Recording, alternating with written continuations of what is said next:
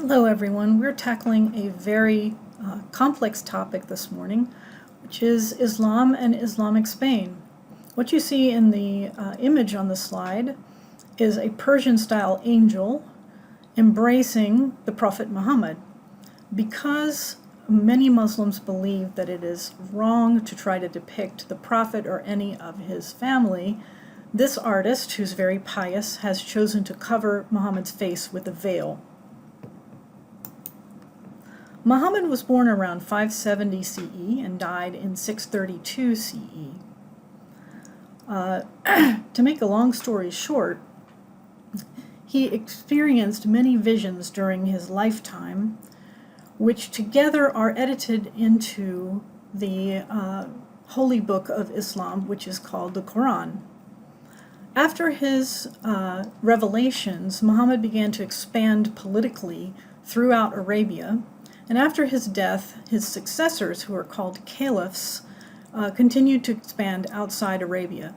It was a very rapid and quite surprising expansion, and as expansions often go, it holds on for a few centuries and then begins to break up.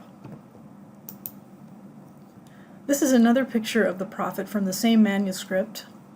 A lot of Muslim religious practice centers around this box. It's a cubical building called the Kaaba. It's not to scale here. It's 90 feet on a side. And the location of the Kaaba is in Mecca, Saudi Arabia.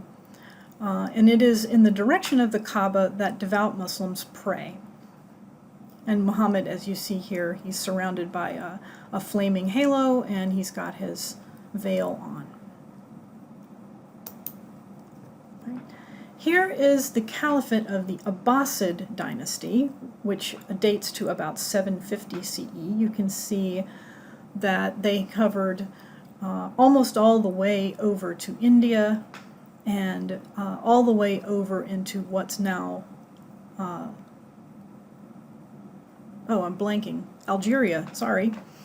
You'll also notice that here is the Umayyad Caliphate of Spain, and here is an independent group of Muslim kings called the Idrisids. So this is a huge empire. It is not unlike the huge empire that the Romans controlled centuries earlier.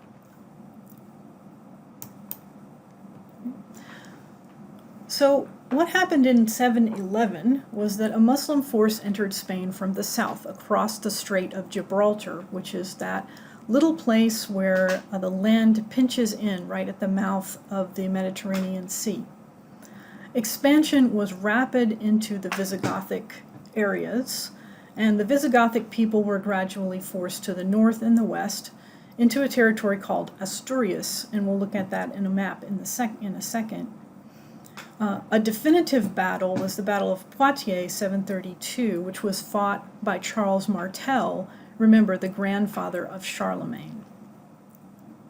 Gradually, in the 750s, the Abbasid Empire began to break off at the edges, and Spain split off from the empire around 756 CE. Right, so you can see that there are Muslim territories in North Africa here, and they spread in the 11th century into the Mediterranean islands. And then you also have the Umayyad Caliphate here, and here are what's left of the Visigoths up here in Asturias. This will eventually become two kingdoms named Castile and Leon. In the 10th century, under the Umayyad caliphs, many people consider that a golden age of what they called Al-Andalus. Al-Andalus is the Arabic name for the Spanish peninsula. You can also call it Iberia. This was a period when the area around the Umayyad caliphs was extremely rich. Trade and learning were flourishing. All of the new information that was being found and invented inside the Abbasid Empire to the east trickled in its way into Spain, and from Spain often into Europe. One notable place that happens is in medicine. There's a very famous doctor from the Middle East whose name is al-Zahrawi. He was a surgeon, and he invented many different surgical instruments. Also, a really important thinker from the Middle East, Ibn Sina, who's called Avicenna, a philosopher and a physician whose works were taught all the way until the discovery of microorganisms. So this stuff is making its way across North Africa up into Spain, and in Spain it's being translated, and from Spain it's going up into the rest of Europe. There were very, very few conflicts between Muslim Spain and the rest of Europe until the civil wars of the 1000s. And at that point, there was a great deal of hostility going on, not just from the people who were already in Spain, but people who were coming from outside of Spain. Okay, so one reason that this happens is because the Abbasid caliphs are invaded by a Turkish group from outside the empire. So this spreads in the 1000s. And this is what Spain looks like in about 1000. You can see the Muslim Spain, you can see the little pinch at the Strait of Gibraltar here. And then three little kingdoms, and I can't remember if Catalonia is a kingdom as well. Leon, Castile, Navarre, right here along the edges, and this is a range of mountains to the Pyrenees, which is why these little states are where they are.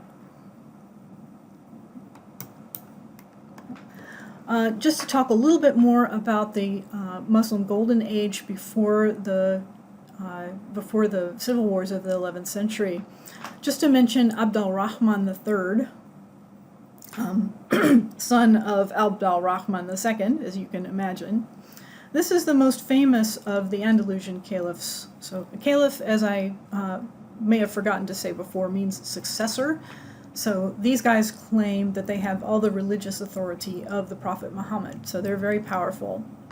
His capital was the city of Cordoba, which was an elaborate and highly technologically advanced city, 700 mosques, 300 public baths, and 70 different public libraries. The support for literacy and scholarship was high. The Andalusian caliphs believed in furthering the learning of the Greeks as far as they possibly could. So there was money, and there was housing for people who wanted to study not just the Quran, but also other important thinkers coming from the East. They maintained a cultural contact with Baghdad, which is the capital of the Abbasids. There are many buildings left from this era of the Great Mosque in Cordoba, Spain. There are other buildings as well. This is arguably the most familiar image of the greatness that was Cordoba, when you see these elaborately made arches with the different colors of sandstone put into them. Eventually, when Cordoba was conquered by Christians, they made this area into a mosque and built a big church right smack dab in the middle of the mosque. So you can actually see all of that if you ever get a chance to go to Cordoba. So now let's talk about the breakdown of the caliphate. Between 1009 and 1013, there was a very serious civil war. And it caused the Muslim Spanish areas to break up into small principalities that were called taifas. Now, this is a point at which some people call the Reconquista, because there is a great deal of pressure coming from the north onto the Muslim areas. But I have to say, this is not a Muslim-Christian, or entirely a Muslim-Christian problem, because Christians fight with Muslims and Muslims with Christians, but Christians also fight alongside Muslims and Muslims alongside Christians, depending on their political interactions. So it's a very complicated and rather violent period. Complicating this period further are the movements of groups from North Africa, because periodically Spain gets invaded from the south again and taken over by a new Muslim authority. So it happens a great deal in the 11th century, twice. So this is the Taifa era. You can see the various places and their capitals. This is the capital, the Zaragoza, Toledo, Badajoz, and Cordoba is right here, and then you have these little bitty states right down here along the southern part. Granada, which is right here, is the only area that will remain under Muslim control later on. So let's look at this map. So here are the Asturians, and here is the Muslim territory in Al-Andalus. Now you can see that the Christian kingdoms have expanded here and have pushed down the border between Christian kingdoms and Muslim kingdom down this way. And the formation of Galicia, Asturias, Castile, and Aragon. Here is a push down in the 1150s, so you can see there's about half of Muslim territory still remaining. And then here is just a little bit part of Granada, which stays beholden to North Africa and as a little principality of its own until 1492, which is when Ferdinand and Isabella, the King and Queen of Spain, are looking for money to fund Columbus and go down there and destroy and take over Granada.